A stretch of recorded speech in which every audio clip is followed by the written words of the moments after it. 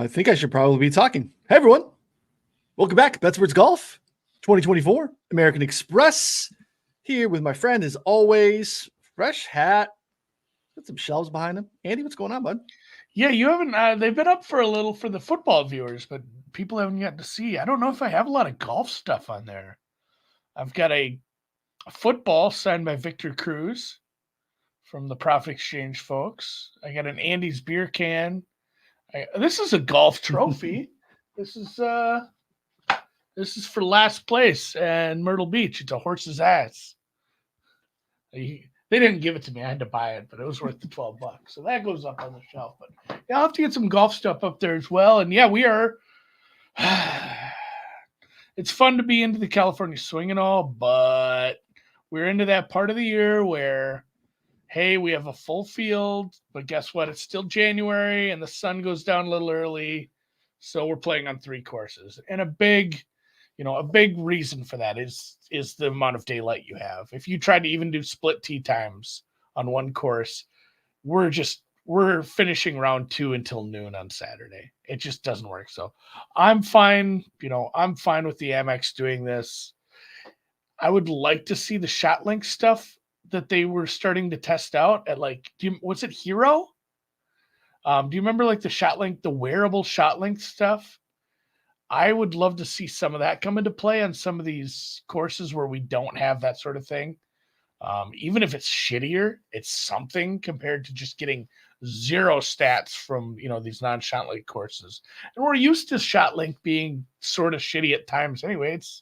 It's I've seen the people, I've been to tournaments. I've seen the people that run it. Right. It's like a 60-year-old dude with an iPad sitting there in the sun. He's doing the best he can, but for the most part, it's a lot of volunteer work. So I would like more stats to come out of this. It'd be great. But for now, it is what it is. We'll get final route stats and we'll get everything from Stadium. So you want to explain the rotation? Well, first, how much Sony did you watch? Did you watch any Sony on Sunday? Because it was up against, obviously, it was okay. Yeah, I know it was tough to catch a lot of the week. I watched more on Thursday, Friday, obviously, than I did the weekend because of the football up against it. But it's still a good tournament, and I did enjoy watching the beautiful scenery, the W, good palm trees. Palm trees back, yeah, good to be back. Good to get the palm tree, first real outright sweat out of the way. Steals years off my life. Ron and I had Keegan. I was painted as a mass hole homer on this program for backing Keegan, and not wrong, and but you paid almost for it. Yeah, I did. Man, yeah, he gave that away. So did Benny Ann. Kudos to Grayson Murray, who was not on anyone's radar last week, and even in maybe the FBI's. Anybody who doesn't get that joke, go do a deep dive on his social media. Yeah, it's not great. So, but kudos to him. He's got clean. He's figured his stuff out, I guess. And even though the broadcast had him buried, and then he just kind of gives himself a chance there on the 72nd, and then comes back and saves himself with just absolute bomb on the first playoff hole. Yes, it was interesting starts of the year, but we're back on the wagon here. Amex. Speaking on the wagon, Andy broke it down. And it's funny too. One of the matchups that I had still going into the weekend, I was feeling pretty good. He had a sizable lead, but I knew the tournament was getting right down to it. I wasn't watching towards the end. I was going to bring it up for the last few holes, but obviously, again, there's football, and I said, I should check how Benny Ann's doing because I had Benny Ann versus Siwoo Kim, who had both made the cut. And I'm like, she's straight up going to win this thing, maybe. I might have had the weirdest matchup where I bet the guy who wins versus over the guy who won it last year. He ended up winning by quite a few strokes, obviously, because he was in the, when you're in the playoff, you usually win your matchup. Boy, that would have been brutal to lose. I wonder if that's happened where a pre-tournament matchup has been 2 players that have been in the playoff. And you got to sweat it out really to the bloody end. But good job by him. I liked him a lot, especially against Siwoo. It would have been, I guess I didn't care if he wins or not. I didn't have an outright on him or anything. But congrats to Murray. And, yeah, huge number there. We're kind of in the same spot again here. Usually this is a tournament where we've seen some bigger numbers, but Absolutely. this is a little different, and we're going to run into this, I think, probably all year long. This is one of the strongest fields we've ever had here. There is 10. I think without a doubt. Yeah. Ron in his preview called it the strongest field we've ever had here. I'm going to trust him on it. 22 of the top 50 ranked players in the world are here in, what are we calling this? Just La Jolla, La Quinta? PGA West, Coachella Valley. Yeah. Yeah, it's weird. We've seen kind of a better field here of late. And then I just thought with the way that the kind of schedule broke down coming over from Hawaii, you having some guys, some of these guys are guys that played at Century and didn't necessarily play at Sony, but like with some of the designated or elevated signature events is where we're at this year. I thought this one would kind of be left to the side, especially with 3-course rotation. You have the pro-am element. That's not something that a lot of guys love to do, but solid field. And yeah, hopefully this is all we want, right? So I don't really want the stinkers. We want these guys going, at least a handful of them going head to head each week. So yeah, glad we got Scotty. Cantley and Xander like to come here. Apparently Finau's been here every year. Burnsy's been here. Sanjay plays every week. JT didn't qualify for the Century and wasn't going to go just play the Sony. So, we get him to start. So yeah, really solid. We get Daniel Berger back too, who we have not seen for 18 months, 2022. It has been a very long time. Yeah. So yeah, this is a decent field. So pretty interesting. Yeah. Well, you mentioned the 3-course rotation. It's the one we get the stadium course is Pete Dye track. Everyone's going to play there on Sunday. If you make the cut, 54-hole cut. So everyone's playing all 3 of the tracks. You typically see, I think it came out, and shame on me, I didn't look at it this morning, some of the other stuff I was doing, but you typically see like the bigger name guys playing on the Pete Dye track on Saturday. So they get back-to-back rounds because typically that's where the cameras are and you want to be able to showcase those guys on the weekend when you get a better, bigger TV audience. But look, birdies everywhere. You got to score regardless of what you're doing here. All 3 courses are below average in terms of strokes gains, score to par, top 10 easiest courses on the track. So we're going to look at some of that this week here. You've seen, guys get into the mid to high 20s to win here. So yeah, you got to be running hot with the flat stick.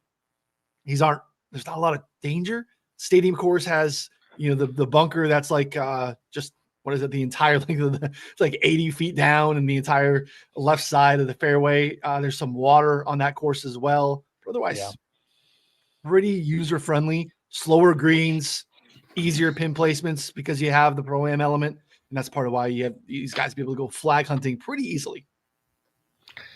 Yeah. So pretty much nailed it. Everyone's going to play all 3 courses. Like you said, some of the big names will end up on the good course, the course that we're going to use for Sunday and Saturday. So they do. I don't know if there's a distinct advantage if anyone's ever proven that out. I know some people use that as a narrative, like it's an advantage to play stadium 2 times in a row. But also sometimes it's turned out like, oh, I had to play, the tough, I'll say toughest, but I'll kind of qualify it with they're all easy. It's just the toughest of the 3. It's like the 3 goofy dragon meme. This one is slightly less goofy. But, sometimes it's like, well, I had to play the tough course when it was a little windier or something. The weather was bad. You can get screwed over like that. But for the most part, I don't think it matters a lot how your rotation sets up. They're all very, very resort, courses. Like you said, because we have the pro-am stuff, we're not going to have really difficult pin placement. So scoring is going to be pretty heavy. We'll have a little tougher pin placement on Sunday once we jettison the amateurs. But, for the most part, the course defenses are the hazards on the stadium course. There's some big hazards. And the greens are a little tougher on stadium. Otherwise, Nicholas is like, hey, here's some wide fairways and some par 5s that you can, a lot of people are going to be putting for eagle on Nicholas. And then, even La Quinta, the fairways aren't quite as wide, but the rough just isn't tough. Like there's very few defenses. There are going to be easy courses. We're going to see a lot of scoring. And, that's, I guess, it's kind of all I have to say about these. There's not a ton to talk about this week with these, with these golf courses. We'll We'll see how they play. Ron talks about his preview, and you guys talked about it yesterday. The agronomy of the greens. We're kind of in the dormant season for the grasses that you'd normally see here in the summer. So it is just going to be a lot. It's not quite bent grass level greens, but damn near. It's close. They roll pretty pure. So you're not going to see difficult, bumpy putting like we will see with some of the West Coast POA and what you see with even the grainy Bermuda that we saw in the last few weeks. Yeah. These are pure and small greens. So, guys got to take advantage, and you got to make the par fives. You got to clean up on and make eagles. The eagle rates are astronomical in comparison to your typical tour event. And I think you got to take advantage. If you are hanging a 70 or a high 60s, especially on like La Quinta, you're probably in trouble. So it does make for, I think, some interesting live ads. If you're watching and you like to get into that market, you like to add outrights live. I think it is important to understand what's been going on. We'll add those obviously for subscribers in the Discord as the week goes on. I'm going to have I might allocate the same amount. Pretty short card. Part of what I'm doing here. I personally just have not had a ton of success at this event, so I don't want to overextend. I might want to look, for different ways to attack it versus thinking that I've solved it. And part of that is just we have this in California. We get these multiple course rotations at this time of year, pro-am elements, trying to jam in with less daylight, 18 holes and all these things is why we have the 3-course situation. But yeah, just harder for me. We like to have more data, and we have literally no data on some of these. So it's a little bit harder. Something I did want to look at too, you talk about live betting. Those tweets that you get from PGA Communications? Yeah. That, like Bolton will retweet and some of those that show the pin placement. Mm-hmm. Is that something they stick with for the first 3 days? Like everybody gets to play the same pin placement at La Quinta? Because it's a whole new group of folks rolling through. Like, why would you take the time to, you move it on a normal tournament for the variety, for the challenge to ramp things up for the weekend. And I can see them changing the pin placement of stadium course from Saturday to Sunday, obviously for the, put the championship pins in. But I'm curious if we do get the same pins every day. I hadn't really thought about that. I wanted to go look that up. It's on my list of things to figure out, because I think that can affect, some of the live ads you want to make. If you know the rotation, and I mean, the rotation is pretty simple. I always write it down so I have a little cheat sheet, because if one of the courses is playing even easier than normal or more difficult than normal, and where some of these guys are headed, you're looking at the prices, it's definitely worth something to factor in, because they're all going to score, but there's a chance they just don't do a great job of, placing some of these pins, and a couple of the holes play even, a quarter, a half shot easier this year. And had not thought of that, and I think it's a interesting point. See if we can dig in and find that out. I would think, surprisingly, they would leave them. I wouldn't move them. Yeah. I'd be like, these are different people. It's fine. Just leave them. We got fairways to mow, guys. We got things to do. The sun's not even up yet. It's we don't have daylight. So, all right, let's key stats. You want to talk key stats for a minute before we bring up the model, or what? Yeah. Well, what are you looking at? I mean, it's tough, right? It's like there's some less than driver stuff here. We know how spiked putting weeks are going to matter. Hard to model, hard to kind of pinpoint those out. Like any course, you need to be dialed in with your wedge game. You got to be able to score, right? So we need like birdie or better. I want to look at some like Pete Dye stuff I think can matter. Some small green stuff, some West Coast stuff. In terms of just like overarching statistics approach, birdie or better rate. Those are kind of the things I'm honing in on. I'm not trying to like overcomplicate things this week. Yeah, a lot of scoring stuff, I believe, just like last week. Everyone's going to be looking at birdie or better rates. Everyone's going to be looking at maybe some around the green stuff to a lesser extent. But again, with the approach, but less important with just the wide openness of this course. Yeah. Probably par 5 scoring, as we mentioned, par 5 birdie or better rate. Perhaps if you want to get even more granular, it is going to be another one where we're always light on putting, But towards the beginning of the year, I am using it a little more where you need some guys that are able to putt. You can look at, we can split it out by putting on the West Coast or putting on the, on some of these desert courses to try to pick out the guys who've putted well on the, on the dormant greens like this. Not really a big proximity range I want to zone in on. It's going to be, 150 to 200 on a lot of these, but I think it is going to be proximity. Birdies are better, a lot of scoring things, and then probably just overall ball striking for me. Yeah. Question in the chat here. Have we ever had a first-time participant win here? I believe so. We've also had some guys that like played here a bunch, never performed really well, and then win. So I think there's some familiarity. So like it's not like necessarily a sticky course history place. We also have the recent trend of guys playing at least once in Hawaii. Yeah, you're kind of speaking my language too. Like Minwoo, I know some of the fields were slightly less, but he kind of, he's kind of, I don't know, coming in with form. It's weird to say coming in with form when you're at the beginning of the year because you have to, look at relative strength of fields with some of the fall events or with some of the guys, or even some of the guys that went and did, some of the DP World Tour stuff, or we're playing in the fall in some different spots, or, eventually we're going to get to the spot where the DP guys start coming over and it's not all at once. Like, it's just like, oh, hey, we get to Florida in a couple weeks and actually more like a month. And then a few guys start to come over and you got to start to sort that out. So it's hard, but yeah, as Kobe's pointing out, Minwoo is kind of dialed in, man. Yeah. He's got his Lululemon look. He's looking fresh, playing hot. I'm a Minwoo guy this week.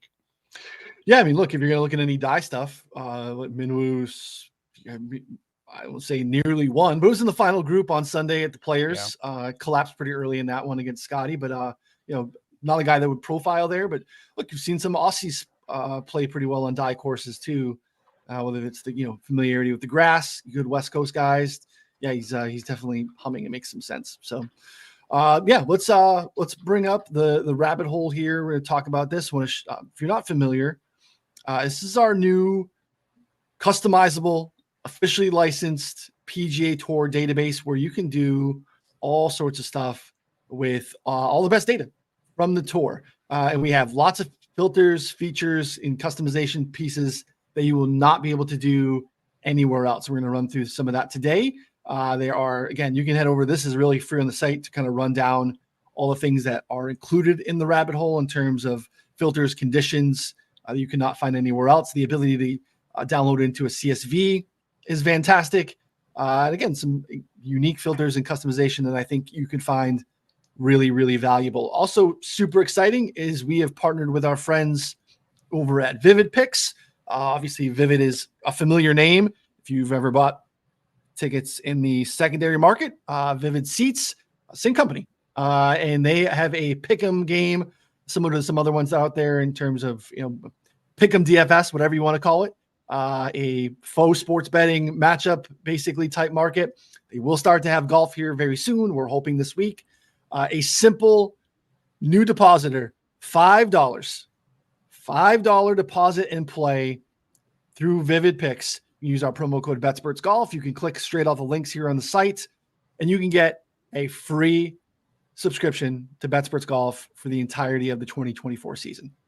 Get access to the Discord, all the picks, all the plays, and the rabbit hole to do your own research. We have our DFS optimizer coming very, very shortly with new projections. We'll have a matchup tool as well if you like to bet head-to-heads. You can head over to BetSpertsGolf.com and find this article on the top of the screen to find out how to take advantage. Important too, Vivid is only available in about 27 states. If you are not located in one of those states, simply DM us on Twitter at BetSpertsGolf. You can DM me, Andy, Ron Kloss at PGA Splits 101, and we will set you up with the best available promo code so you can get access to the site for cheap. We obviously can't match the $5 deal, but we can be pretty aggressive and make sure we can get access to you to be able to play around with the rabbit hole. And again, make your betting season a lot more fun. We're excited about it. You can also contact us on email here, contact@betspertsgroup.com. We can help you take advantage of it. So All right, let's build a model. Let's do it. You can see if you're looking at this for the first time, very straightforward. At the top, you can see we are looking at the golfers displayed here for the fields. You can mess around with lots of different views from a strokes gain standpoint. You get into all these scoring metrics, putting, all the things we're going to do. Mess around with the time frame, mess around with the rounds. We're going to play around with all of it here. Andy, what should we want to capture some sort of like overarching strokes gain total type metric too, just to make sure we're not missing out, the getting too granular and not looking at the best guys in the field, right? Yeah, I don't know. I was thinking of I built my model and I anchored it with SG total. But okay. I think you could do like take a year, just last year's, SG total, or strokes gain, ball striking. Just give me who are the best ball strikers for last year. Give that like a 25% weight, just so you're not going to have people flying up your model ring. Because the worst thing you want to do is, and it depends what your end use is, I guess. If you're looking for something really granular to use as like some sort of tiebreaker, it's fine having weird guys pop up at the top of your model. But I don't like it when Scotty Scheffler's at a tournament. I build a model and he's like 48th because I've picked some very small sample random stats to add in there. He should be near the top. He doesn't have to be number one, but putting something like total just looking at sort by salary. So these are basically odds. So if you see the guys near the top, look down the total column. A lot of heavy green at the top. Look down, ball striking. Obviously, Jason Day and Ben Lee are a little lower, but you're going to get a lot of the guys. So probably total is your best bet for this. Last year's total strokes gained is basically probably a better ranking than the OWGR. Yeah. If you wanted some sort of anchoring. You can see all to do to add it to the model. Simply click the add button, the plus button here. You can add a description for yourself in your notes. You'll see where that populates. But we'll keep it moving here because we're not going to add too many things, mostly for yourself. So I think that captures a little bit. I think we should do something that is capturing West Coast golf or California specifically. Do you have any thoughts? I mean, go into the filters. Okay. And, we can look at just the event season. We can just click the West Coast season. Obviously, something like that only includes a few tournaments. So even if we're looking at last 12 months, we're only going to get, a few tournaments. So this is something you maybe want to go out to 2 or 3 years. I mean, you could go 5 years if you wanted, but I'd say 2 or 3. You click on 3, you're going to get, how guys played on the West Coast swing. That is going to be the Amex, Pebble Beach, Farmers, what have you. So it'll give you kind of a little bit of a feel for how the overall performance of most of the guys in the field were at these events over the last couple of years. I don't know if you wanted to go more granular than that. You could do, just like putting. I mean, putting's right there. It's one of our, the core strokes gained metrics. Sure. How did guys putt on the West Coast? But, ball striking, total, putting, whatever you want to do here, even approach. Interesting here too. Scotty, who we typically, obviously the only struggle ever is random or putting weeks, over a, 40 round sample here in the last 3 years on the West Coast.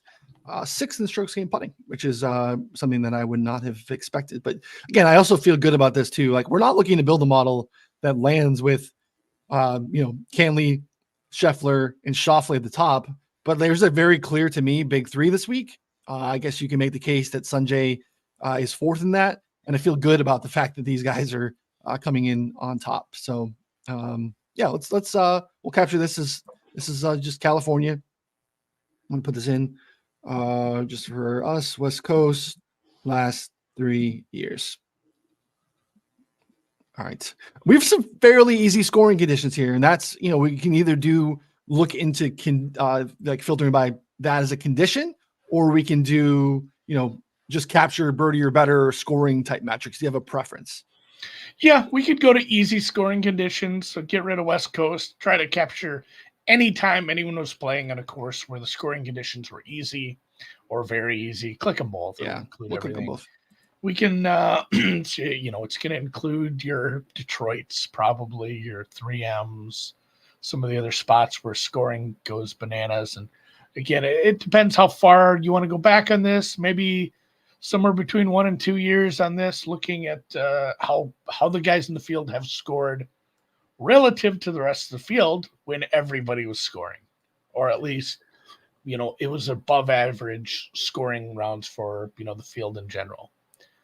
Yeah. Look at that. The postman taking advantage. Cantley, Shuffley, Scheffler still well up there. Weird. You know, we're not breaking ground on those guys being the class of the field, but it's fun how the names kind of changed. Cam Davis popped up a little. He's a guy I bet against last week.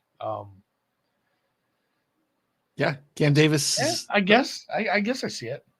Yeah, and has played well on some of these smaller, less than driver courses, actually, which is yeah, interesting. So some of the names that do pop out that weren't at the top for the other ones. We are seeing obviously Eric Cole dialed in anything that's capturing anything strokes gain total because his short game's been so damn good.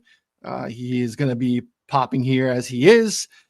Taylor Montgomery came into this event last year on fire and flirted with the top. Has been pretty poor otherwise, but again, easy courses he's made his hay because he can get white hot with the putter. Steven Yeager, Jason Day, JT, again, we're seeing for the first time here. And again, you could see here it's capturing this number of rounds, which I think is interesting here as well. So we will look here. This is, we'll add strokes gain total. Easy. Very easy. You can see here, this little red dot here. If you're watching with us on YouTube, it tells you that you have a condition that is selected, and it actually will tell you what those are here as well, which makes it easy for you to understand what's on and what isn't. You can X them out. You can reset all just to make sure that it all goes away. So you're not like getting too granular in terms of having multiple conditions set and getting a little bit ahead of yourself. So, all right. Scoring. What should we do scoring wise? Probably just some birdie or better metrics. Okay. I don't want to get too wild outside of what we've done already. So some birdie or better percentage, and then probably some par 5 stats to throw in there. Because again, if you're not a guy who's been able to take it, there's so many different ways to score and be good at par 5s. Some of it is, hey, I'm massive off the tee. And when there's a par 5 that I can drive it 350, 400, maybe, if we're looking at, last week or 2 weeks ago, that's, that's a way to do it. There's some guys who just have really good accuracy, middling drivers, but they're great with their long approaches as well. So I think par 5 efficiency in general kind of captures different, it's going to be different ways to find yourself in the eagle putts. Yeah. I like it here. You see here in the drop down menu, they have putting. We can get into putting ranges specifically. We'll capture some of the scoring. And as Andy was touching on, we have efficiency metrics for par 3, par 4, par 5 scoring as well. Let's just look at scoring here real quick. Birdie or better rates. You can capture birdie or better rate from the fairway, from the rough. I don't think we need to worry about bogey avoidance per se. Eagle rates, I think, is just interesting to kind of glance here. We don't have to add anything, but let's see. Last 6 months. Grayson Murray, weird. Very weird. What are we getting? Last 6 months, we're getting a pretty small sample of rounds for some guys. Let's look at 12 rounds minimum. 6 months again, not a lot of golf. Yeah, maybe we go to 12. Yeah. Let's try to include more of last year's season. Otherwise, you're barely getting back into like the playoff. Yeah. Playoffs. Is not making Grayson Murray. 35. I mean, pretty decent sample size here. What about just overall? 100. What are you on efficiency? Or what's your? I'm just in putt. I'm in scoring. Just looking. I went on to look at Eagles just as a see if there was anyone that was surprising. Yeah. Pull up birdie or better percentage. Just the furthest left column there. Kevin Kisner. That's why you're 6,000 on DraftKings. Scheffler, Cole, Akshay. Talking about golf. Yeah. Toasty, small round sample, but a name that we're going to probably be saying a little more this year. Yep. Toasty is a guy that is, I think he's your I didn't think I'd use him in one and done this year, and here I am using him at the Wyndham kind of guy. Sure. If he can keep his head on straight, he runs a little hot. He does. Yeah, this is interesting too. And like looking at this in comparison, like I wouldn't want to like overfit anything and look at birdie or better fairway versus rough, but knowing that like the rough here is very different in terms of like it's just not a lot of like thick, deep rough. So even that I'm not super worried about, but interesting to see some of these guys here, like Xander popping here from birdie or better rate from the fairway at the very top. He's top 5 here as well. Obviously, Scotty doing Scotty things. Akshay is a name that is interesting. And some other names here that I would not have expected. I guess Akshay makes sense. Akshay is a guy who will have some psycho scorecards. Sure. Birdie or better percentage. A lot of birdie or better percentage is like, hey, I had 6 birdies and 12 bars. Or Akshay is like, I had 9 birdies and 9 bogeys. We do have some fucked up cards from that guy sometimes. So yeah, let's add it. Let's add birdies or better. Let's do it. And then that'll include eagles. So you have a little bit of overlap, a little bit of double counting on par 5 scoring, but yeah, let's add par 5 scoring as well. Okay. Probably the last thing we do here is par 5 scoring. If it's the last thing I do. You want par 5 average, or do you want birdie rate? Kind of thinking about it. We're not looking for someone who's okay or above average. We need guys who are absolutely taking advantage of the par 5s almost every time. Okay. Like pars, you're losing strokes to the field if you have a par. Absolutely. Yeah, you can take advantage. We'll add par 5 birdie.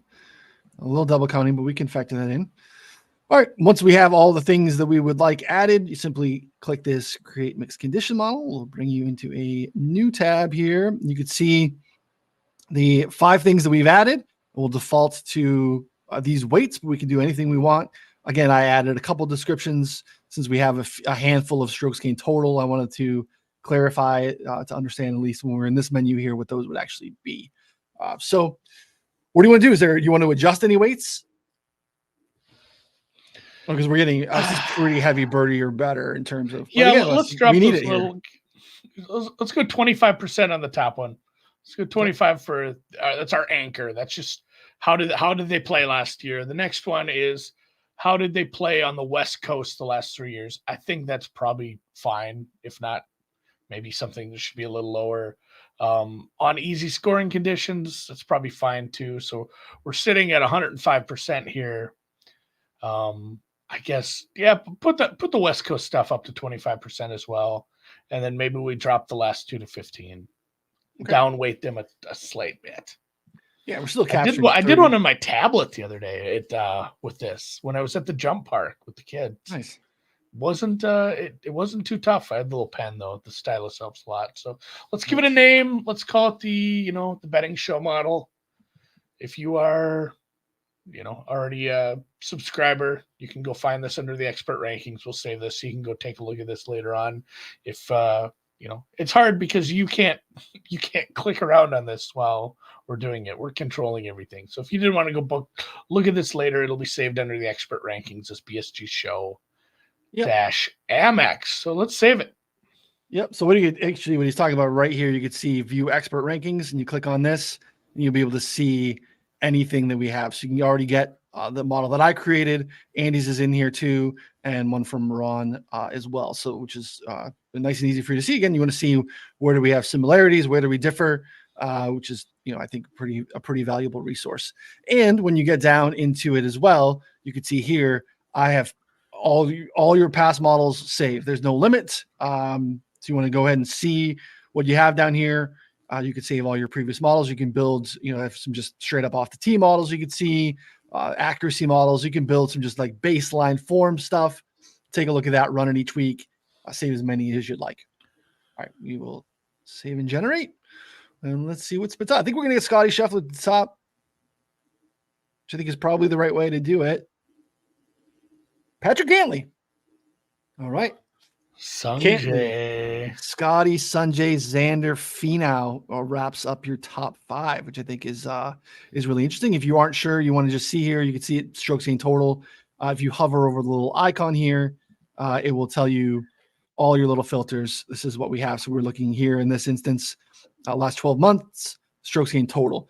We looked here into West Coast events over the last 3 years, strokes gained total. So that's there for you too, in case you forget. So yeah, Cantley at the top, Scotty behind him, Sanjay top 3. Obviously made a ton of birdies last time out at the Century.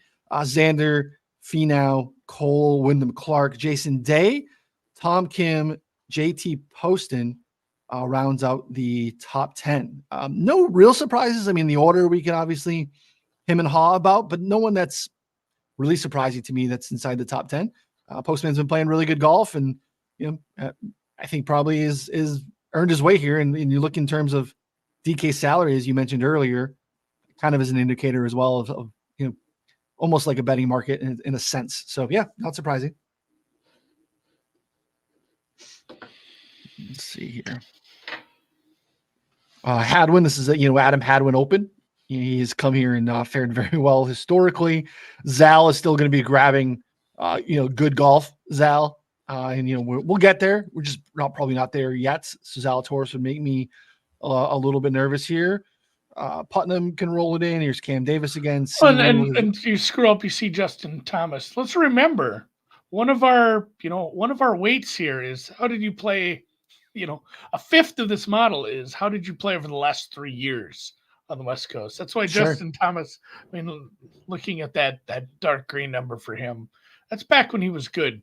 Obviously after last year's struggles, it's not like he was terrible at the beginning of the year either. It really started to kind of snowball through the spring. So obviously everything you do, take with some context, just like Noonan said with Zalatoris. Some of that is pre-injury Zal. Yeah. Reports are not great from his camps right now. Somebody I'm avoiding and actively betting against probably as we go. We'll see who he's matched up against. I don't know. Any wagers? Do you want to talk wagers? Yeah, let's talk wagers. Let's bring this down here. Look, at the top of the board is guys that we would expect to be at the top of the board. And there's some names in here that are interesting. I just wasn't in love with a lot of the prices. And I'd love to get your thoughts because I don't know if you've gone to the window or if you have any thoughts. But Scotty is obviously at the top of the odds board, basically 5-1, 550 in some spots. Chris is even shorter than that. Cantley has separated a little bit from Xander. They were kind of basically together at 9 at Open. We've seen some drift. Cantley kind of holding there. Schauffele getting a little bit longer. It's almost its own tier. And then you get another tier of guys in that next range with Sanjay leading that. JT, you're not getting – you're talking about bad JT. We're not getting bad JT discounts here. We're getting JT at 22 to 27, I guess, in the marketplace. And again, like when I'm thinking about good JT, this would profile as a place he didn't come a lot. But look, wayward drives aren't that problematic. He can get himself into wedge range very easily. He is fantastic in that instance and has been one of the best, if not the best birdie maker on tour since he's come into, being a regular tour player. So unfortunately, we're paying the freight as if he did not have the 2023 season that he had. So that's a little tough for me.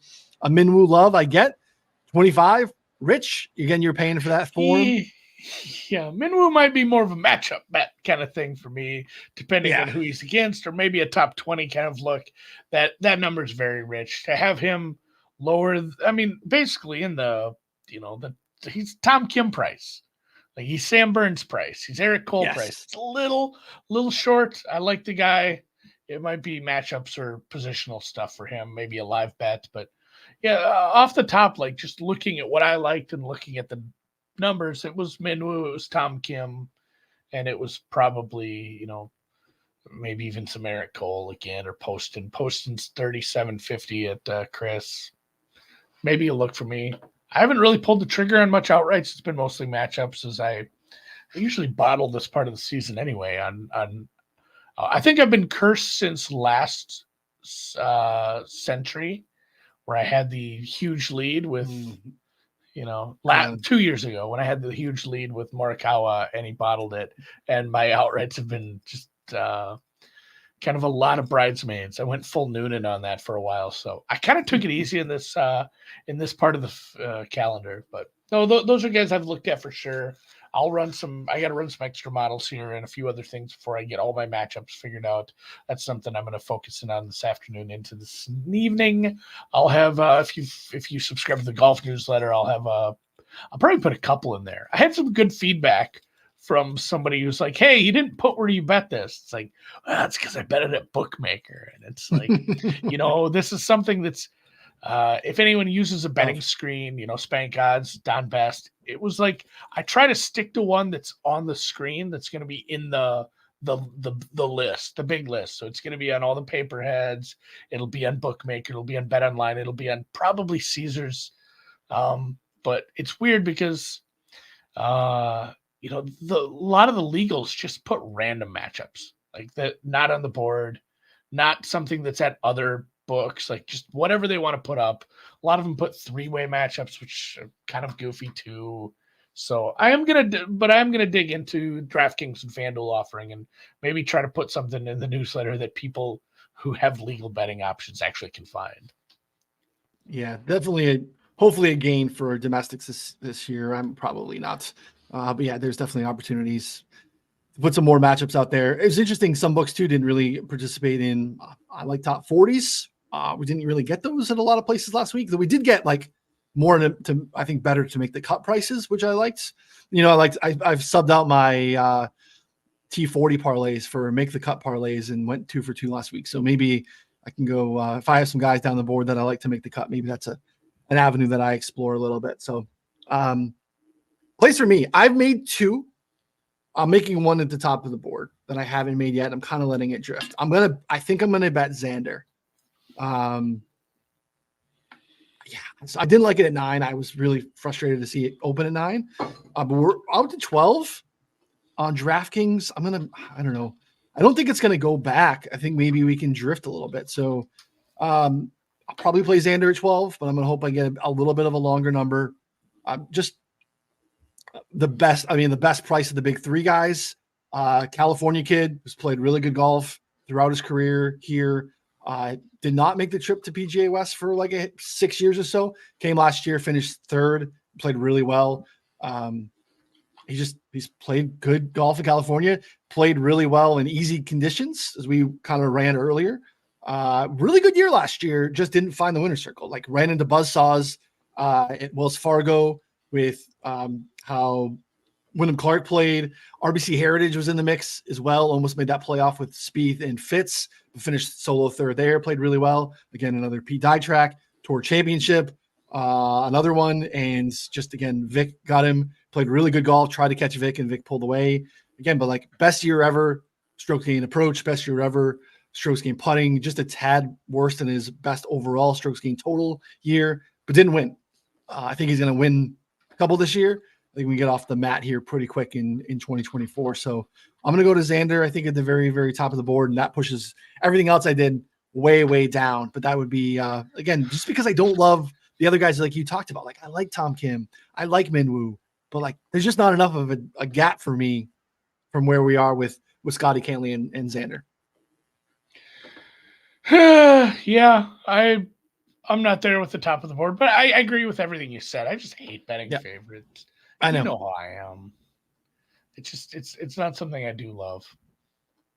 And Scotty's probably the play, but do I want to pay 5-1 for a guy at a spot where like we need to get to like almost 30 under? It's probably not the Scotty place. So getting Xander at more than double that, I feel he has, better than double win equity. So I'm going to willing to do it. So then I'm going to go down the board all the way to Cam Davis. I got an 80 on Cam Davis. Hold up. The whole time you've been talking, I've been working on this. Okay. Next gon' give it to you. Next gon' give it to you. He gon' give it to you. Next gon' give it to you. He gon' give it to you. Soundbar now, so we have that. Oh, I love it. Yeah, I've never had good luck. I feel like I bet him at maybe the Waste Management 2 years ago. Okay. Maybe the one that Scheffler won. God, who was that? Thigala? where he was Thigala. almost there. And I had Right. Schauffele. It was Schauffele, Scheffler, Thigala. And I don't think I've bet on X since. Maybe I have. Oof. Yeah, what are we thinking down the board? Because it is a better field, but man, there's some good names and some big numbers. I went all the way to Cam Murray Davis. back to back. Yeah, Cam, who we talked about, who popped earlier for us, and is 20th in the model that we ran on the sites. Part of that is he's getting a bump for really strong performances on easy and very easy scoring conditions. The interesting thing with Cam Davis is so he got his one win at the Rocket Mortgage, where you got to go low, but kind of a Bombers track there. But you look at the rest of his places where he's played really well. I've been die tracks. He's played really well historically at the RBC Heritage, played really well at the Players. Some less than driver stuff where you need to score has, I think, been a good spot for Cam Davis. So I took an 80. There's 50s in the market. I wouldn't have been super excited at 50. Hey, you got a good number. Yeah. I can't be mad at you. I was mad at you at first. I said, this is a dumb bet. But 80's a great number. Yeah. Yeah, I think Fitz, first round leader last week, and then kind of, fell back a little bit. But yeah. And then I went all the way in. He went to bomb with a mindset of hey, Adam Long, Andrew Landry, Hudson Swafford have won here against, decent fields. I went Hudson Swafford twice. I know. Yeah. He's just a really shitty Harris English. He is a hair. Yeah. Hudson Swafford is, it always makes me think of the Masters bit from, what's his name? Who does what's going on? Tony Finau. Where is Finau? You got Chris Vernon. Chris Vernon. Yeah. That's what's going on at Augusta. You got a country club name. You got a country club game. Yeah, I love Hudson Swafford. Yeah, so shout out to Chris Vernon. That's fantastic content always on Masters Thursday. But yeah, I went all the way down to Sam Ryder at 200 to 1. Sam Ryder also played good golf on the West Coast. He is actually tops the field in strokes gained approach in the last 36 rounds. He's top 10 in the last year. We've seen spike putting weeks. They typically have happened here on the West Coast. So at 200 to 1, he's definitely going to be on the card from a finishing position bet standpoint. He's probably not winning, but remember last year, 54 hole leader at the Farmers again, in putt, he's had some nice rounds. Last 2 times out, top 10, top 13. So I was surprised he was my first bet that I made Monday morning. I like Sam Ryder looking at stuff ahead of time on Sunday night, and it's a big number though. 200 is a big number. Yeah. So that's a good one. That's all I got. When I'm going to the top, obviously with Xander, you kind of shorten the card a little bit. So yeah, if I had to do some outrights, probably Post and Kim, near the top of the board, and then maybe Homeless Hubbard. Okay, I get there. Let me see what I don't know what my best price would be. 120 at Chris, which means Chris is going to have, when you get above 100, they don't tend to be 200, 300, 400 on some of these mid-range names. You go hunt around, I bet I can find 150, 175. So I'm going to look around on Hubbard, just kind of looking at the course fit model I built. I got to look at how he played, but he's not horrible as far as, if you just look at his overall performance last year. Good approach player. Yep. Middle of the pack, par 5 guy, but the putting is there, the greens and regulations there, and he's just kind of this is probably a good top 50 bet or top 50, top 40 bet. Maybe I will do some positional stuff this week. 175 on Caesars, 170 on FanDuel. Yep. Yeah. So got to look at, maybe I kind of got to bet him now. Nothing worse than talking about somebody during a show. And And come Sunday, I'm watching football and I'm pissed as I don't actually have that 175 ticket on a guy who's in the second to last group. Oh, it ruins your whole day. So at least you got to put a sawbuck on him. Yeah. That's why I had to click Sam Ryder in an event where Scotty Scheffler is up. But I'm like, I know I'm going to bet on Sam Ryder to win this event. Like, well, I can't not have it because God, that's a miserable experience. So MJ says Harbour. Taylor Montgomery, first round leader. Don't hate that. First round Yeah. leader is tough, and I feel like even though the courses are similar in difficulty and scoring average is not going to be that different, I feel like you'll have 3 first round leader markets up, which suppresses the numbers because you're only going up against like 40, 48 players. But it's fun because you can take some single shots on 3 different courses. I enjoy that. It makes it difficult to track as far as that goes. You kind of just let it sort itself out for 90% of the day and try to figure it out later on. I did build a spreadsheet. The one year I did go heavy on some first round leaders on multiple courses like this on a West Coast event. And I had to build a spreadsheet that pulled in a leaderboard, but then also color coded people based on what course they were on for me. It took me like 30 minutes to make it happen, but it's like, otherwise I just won't know how these guys are doing, or I'll be freaking out when I see a guy, he only has one guy in front of him. And, the whole time you're wondering if they're on the same course. But yeah, it should be 3 different markets. That's a lot of fun. Maybe a fun one we'll do later this week. I think we asked this stupid question last year, and I don't know what it is, but can we parlay first round leaders? I don't know about locals, but that feels like a Bovada Bodog thing. Like, they let you parlay a lot of stuff. You can, I've parlayed to win a golf tournament with, to win a golf tournament. Yeah. If it's 2 different events during the same week, you would think they'd let you go. But I'll go check that out for sure. Bovada / Canadian Bodog. Because we have Aaron Rye in the event here. Aaron Rye always loves to big Thursday guy. That feels like one leg of your parlay, and then you find someone else you like. Rye loves a good first round leader sweat. So not bets for me. I don't dabble in first round leaders, but hey, to each their own. Sometimes I just don't like fun. I don't bet first touchdown bets or touchdown bets either, but yeah, it's all good. At 5 dimes you could have. Yeah, you're 100% right, Matt. Yeah. 5 dimes used to be where we placed the 25 leg to make the cut Masters parlays that always got ruined by one dipshit who was going home with it's like, oh man, Larry Mize almost, or Sandy Lyle, or this guy almost made the cut and you missed it.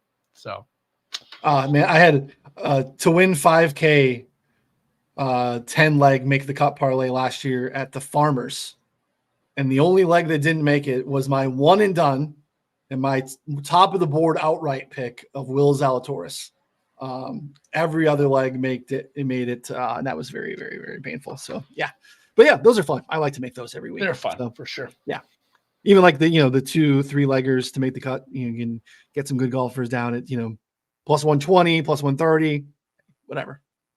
Save the math conversations for a different show. But that's all I got, buddy. You got anything else for the people? Yeah, no, I think that's it. Obviously, check us out over at betsportsgolf.com. Ron's previews up. You can read, most of it. Some of it, the stats and data is behind the paywall. But again, hey, if you're gambling on golf every week, well, even if you can't do Vivid, it's $20 a month. It's like $5 a tournament. Like, it's not asking a ton if you want to take advantage of some of the premium features over on the site. So, and if you do want to go through the Vivid thing, you can get it for $5 a year.